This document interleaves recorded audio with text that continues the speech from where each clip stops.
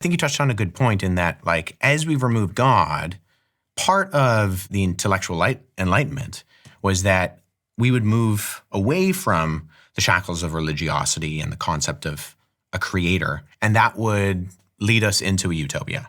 And I think the more and more we've removed that from society, that hasn't decreased our levels of anxiety and depression and meaning. I think it's increased it. Yeah, and especially celebrity worship, social media, building a following of your own, Totally. all the like sort of low-key narcissism Yeah.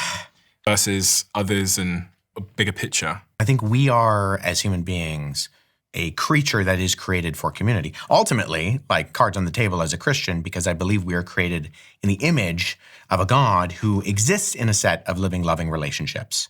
Like that's what the Trinity is. When we talk about that idea within Christian theology, God exists in Father, Son, and Holy Spirit.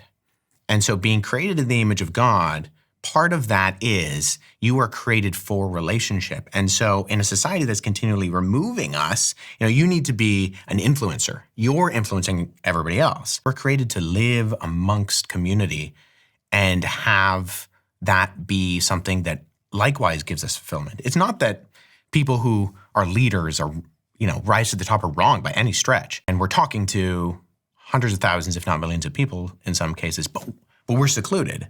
I agree with everything you've said as it relates to the sort of crisis of meaning in society and also any other religion. Sure.